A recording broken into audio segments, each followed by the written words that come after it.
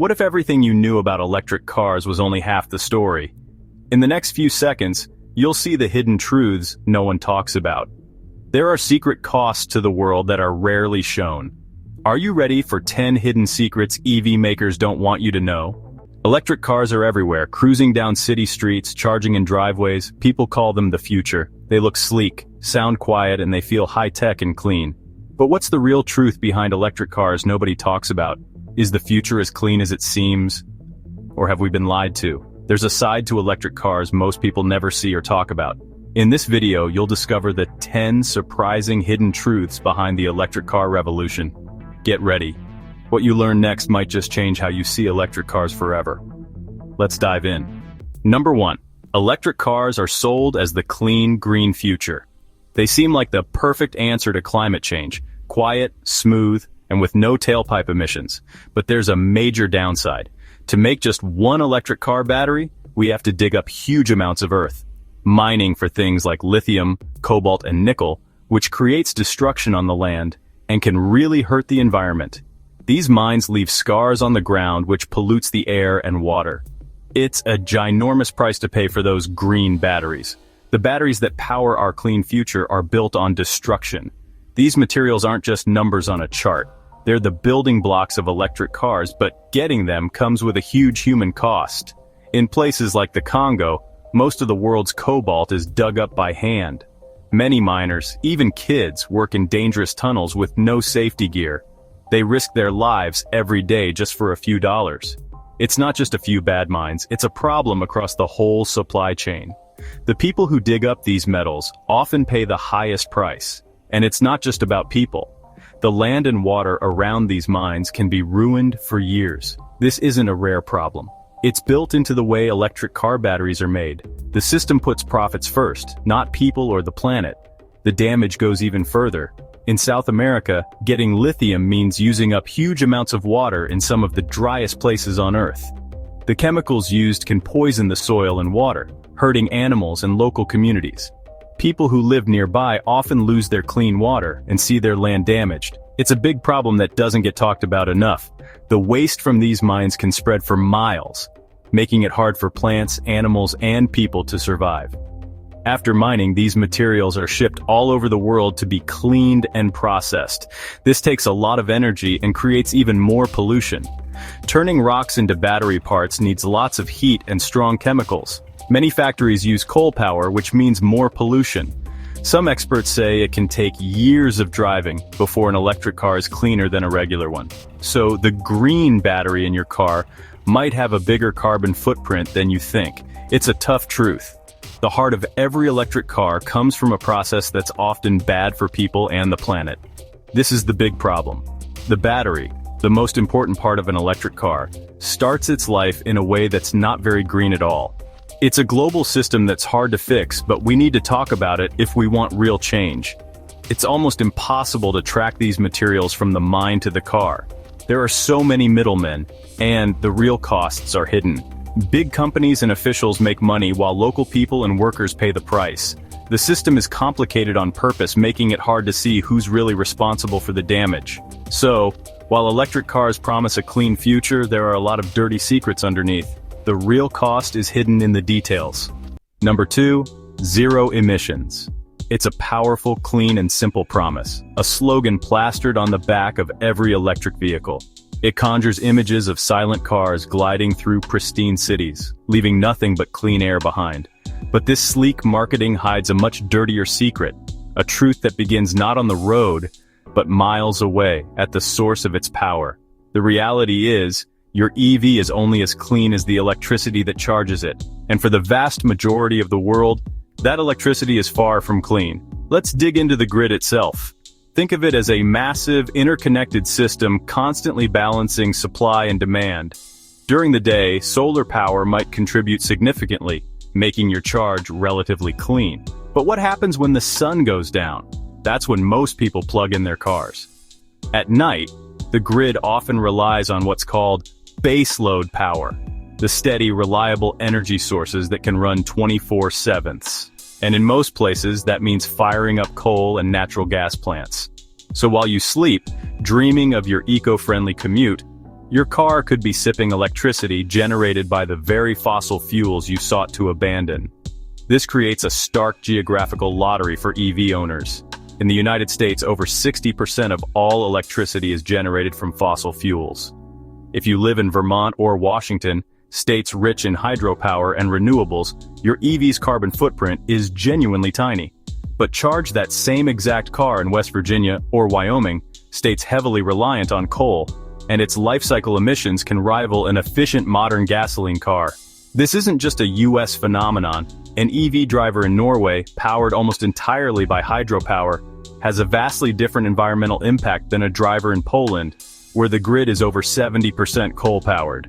The zero emissions sticker doesn't tell you any of this. This is what experts call the long tailpipe problem. The emissions aren't coming from the car itself, but from the power plants, sometimes hundreds of miles away, that are burning fossil fuels to charge it. The tailpipe is simply displaced, not eliminated. It's a clever accounting trick that allows automakers to claim zero emissions at the point of use, while conveniently ignoring the smokestacks churning out CO2 to make that clean driving possible. So what's the answer? The solution is simple to say, but monumental to achieve. We must clean up the grid. With a grid powered by solar, wind, nuclear, and geothermal energy, electric vehicles truly become the environmental champions they are marketed to be. And progress is being made. Renewables are the fastest growing energy source globally. But this transition takes time, immense investment, and political will. It won't happen overnight. Until our power grids are fundamentally transformed, we have to be honest with ourselves. We need to ask the critical question every time we plug in: where is this electricity coming from? Because until that answer is a clean, renewable source, the term zero emissions isn't a statement of fact. It's a goal we're still driving towards, often powered by the very problem we're trying to solve. Number 3. Electric cars can catch fire in ways that surprise even firefighters. These fires burn hotter and longer than regular car fires. A burning EV is like a fireworks show gone wrong. The battery can explode or shoot out flames without warning. These fires are hard to stop. Firefighters sometimes need over 30,000 gallons of water, about what a swimming pool holds, to put out one EV fire. Even after the flames are out, the battery can catch fire again, hours or days later. It's like a campfire that keeps coming back to life. Most firefighters are still learning how to handle these new dangers. Training is racing to keep up with the rise in EVs, but car companies don't always warn buyers about these risks. The truth? EV fires are rare, but when they happen, they're a whole new kind of danger. Imagine a mountain of dead batteries, growing bigger every year. Number 4. The hidden crisis of electric cars. What happens when their batteries die? Recycling these giant battery packs isn't just hard. It's almost like trying to unbake a cake. Most end up dumped, not reused. When these batteries are left to rot, they can leak toxic chemicals, poisoning soil and water, just like a slow, invisible oil spill. Here's a shocker. Only about 5% of lithium-ion batteries ever get recycled. The rest? They're piling up, out of sight, out of mind. If we don't act, the world could face a battery waste disaster as big as any oil spill or plastic crisis. But there's hope. New tech is racing to turn old batteries into new ones. Will we solve this in time? Or will battery waste become the next big environmental headline? Number 5. EVs aren't cheap to fix. A minor accident can total the car due to battery damage. Insurance and repair processes are still catching up. Battery replacement, $19,520. That number makes even small fender benders financially dangerous. Expect long wait times and high labor costs as trained EV technicians remain in short supply. Number 6. Charging an electric car can feel like a game of chance. Will you find a working charger or end up stuck and frustrated? Picture this. You pull up with a low battery, but the charger's out of order. Or the payment app crashes. Or there's a line around the block. It's like searching for Wi-Fi in the middle of nowhere, except your car might not make it home. In some cities, only 1 out of 3 chargers actually works. The rest, out of service or just plain missing. Some places have plenty of chargers. Others, good luck. It's a wild guessing game every time you travel. Building more fast chargers sounds easy, but it's slow, expensive, and full of red tape. Until then, every charge is an adventure. Number 7. We're just replacing gas cars with electric ones. The congestion and sprawl remain. The problem isn't the fuel, it's how we build our cities. 1 billion cars still on the road by 2030. Number 8. Tesla's full self-driving has been linked to hundreds of crashes, yet it's still in beta, on real roads. Manufacturers make promises while regulators and families raise alarms. NHTSA. Over 500 reported crashes involving Tesla Autopilot. These incidents raise questions about accountability and testing on public roads. Is beta software safe on highways? Number 9. Governments are pushing EV mandates. Not because they're better, but because they're profitable. Lobbyists and automakers stand to gain enormous subsidies. Tax credits and incentives flow to manufacturers and buyers. $7,500 per vehicle in EV tax credits paid by taxpayers. Is this about saving the planet or saving corporate profits? The line between public good and corporate gain is blurred. Last but not least, number 10. The narrative we're sold is a green revolution for all, but the reality is starkly different. The average new EV costs over $50,000, placing it firmly in the luxury category. That's before adding thousands for a home charger. This isn't a simple purchase. It's a capital investment most working people cannot make. These cars aren't built for the average person. They are sleek, tech-forward status symbols, sold on performance and software, not practicality. The marketing and features speak to a market of luxury, not necessity. They're built for the elite. This financial barrier is compounded by a massive infrastructure gap, creating charging deserts. If you live in an apartment or rent, installing a personal charger is often impossible.